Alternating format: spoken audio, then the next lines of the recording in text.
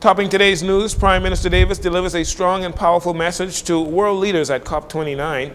After gangs shoot at an airplane, Bahamas Air suspends flights to Haiti. Long Islanders express concerns over increasing migrant workers, and the police celebrate 60 years of female officers on the force.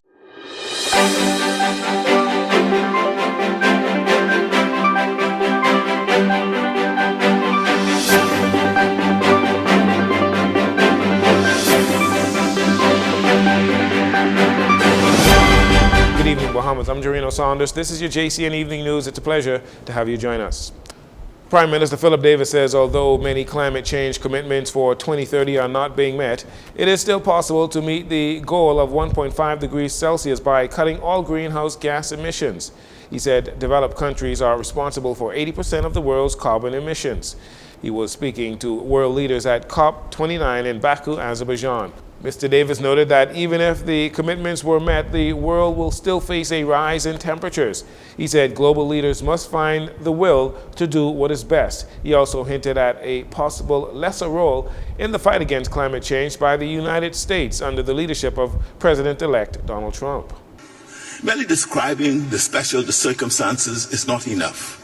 And even as we now approach the 11th hour of an agreement, we are deeply concerned that some of the parties now systematically seek to erase this fundamental provision of the Paris Agreement. The greatest challenge we face isn't just political will, it's political change. We are witnessing governments come to power that are retreating from climate commitments, dismissing the Paris Agreement, and turning inward. This isn't a crisis we can afford to address sporadically, nor is it a battle that can be won in isolated chapters, written and erased with every election. If we leave climate action to the whims of political cycles, our planet's future becomes precarious, very precarious. The climate crisis does not pause for elections or to accommodate the sway of changing political ideas or tides. It demands continuity, commitment, and most of all, solidarity. Excellencies, the world has found the ability to finance wars, the ability to mobilize against pandemics. Yet when it comes to addressing the most profound crisis of our time, the very survival of nations, where is that same ability? It is time to turn ambition into action, promises into plans, and plans into survival. Prime Minister Davis also continued his push for climate finance for small island developing states and for developed nations to follow through on commitments to providing funding. In the end, Prime Minister Davis wanted world leaders to know that although we may be a small country, the Bahamas will continue to fight for survival in the face of the ever-changing climate conditions. In the face of all of this, we still refuse to give up, refuse to lose hope. We cannot accept that our survival is merely an option. And so, in the Bahamas, we continue to play our part. We continue to preserve and protect the forests of grasses in our seas, which are estimated to absorb more carbon than the Amazon rainforest. If the Amazon provides the lungs to the planet, our seagrasses are its hidden blue heart. We will continue our transition to sources of renewable energy, and we will continue to pioneer the use of blue carbon credits to support the architecture of international climate finance. We want to play our part, but alone we cannot succeed in any of it. We simply do not have the resources, and each hurricane, each climate disaster leaves us with even less. Prime Minister Davis also spoke at a Small Island Developing States Leaders Summit, imploring bilateral and multilateral partners to scale up resources to fight climate change and to ensure small island states can access these funds at scale, quickly, and without excessive, costly bureaucracy. Energy and Transport Minister JoBeth Kobe Davis is also at COP29. At a high-level roundtable on energy advancing climate mitigation action, she highlighted the Bahamas' efforts to support the global energy transition, which includes solar projects throughout the country, the transformation of Bahamas Power and Light, and revamping the national energy policy. On Monday, Bahamas Air released a statement to its valued passengers that due to recent events that have taken place in Haiti, they have decided to suspend flights to Cape Haitian until further notice. This comes after Haitian gangs shot at two American passenger airlines attempting to land at Port-au-Prince Airport on Monday, forcing the Haitian main airport to close. The Minister of Tourism, Investments and Aviation and Acting Prime Minister Chester Cooper explains why Bahamas Air made the decision to suspend flights to Haiti. I must tell you of the great concern I would have for Bahamians traveling to Haiti, but all persons traveling in these distressing environments. We make the assessment as to whether we continue service. From time to time we have paused the service until the environment stabilizes.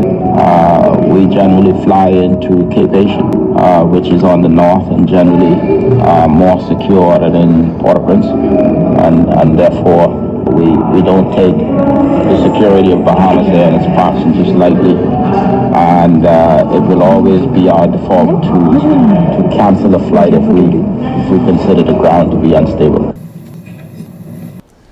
Reports are that Spirit Airlines flying from Fort Lauderdale to Port-au-Prince was forced to divert to Santiago, Dominican Republic.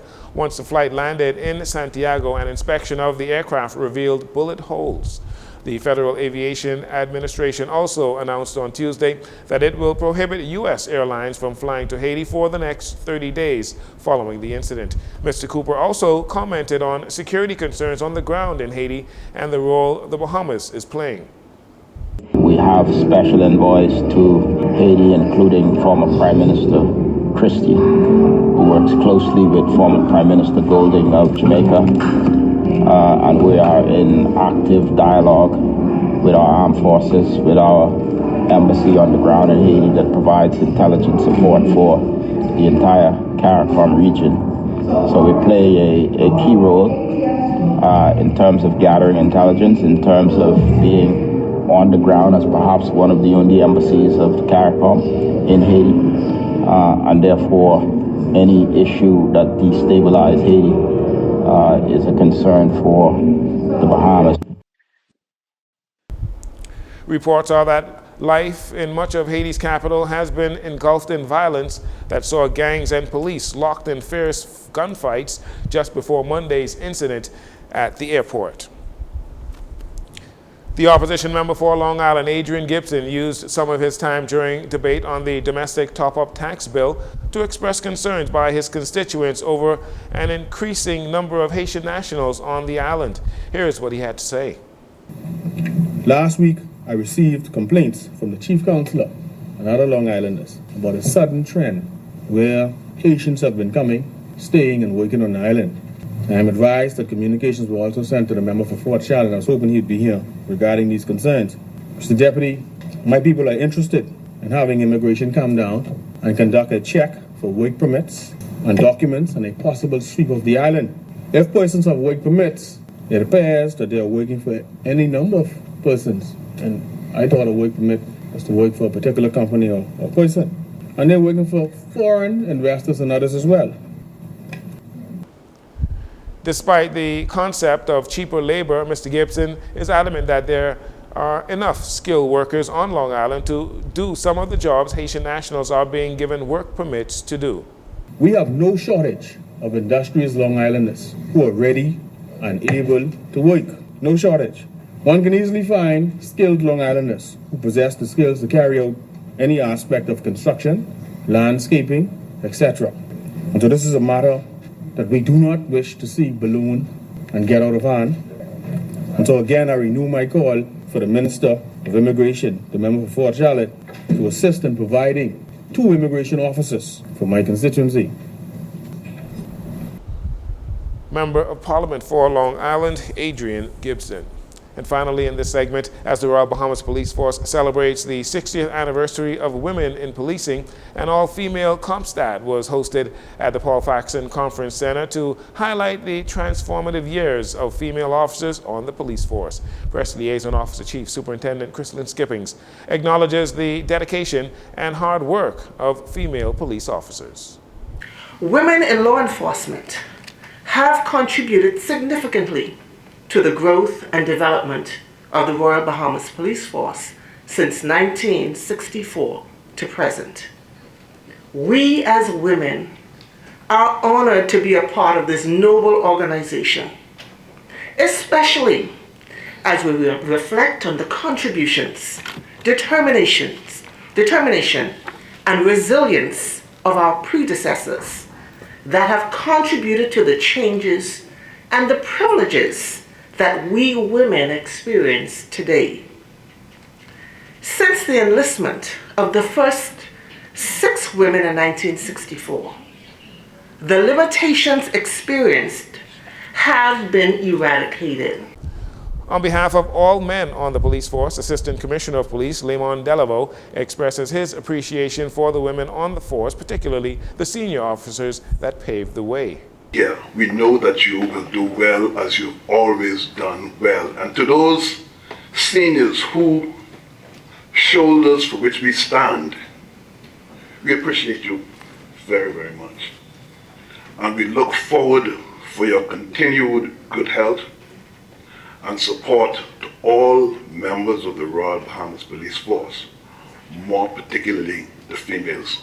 And so once again, good luck, all the best, Godspeed, and we will see you on the back end. Thank you very much. Retired Officer Isabella Davis Delancey was the first female officer to be enlisted in the Royal Bahamas Police Force some 60 years ago.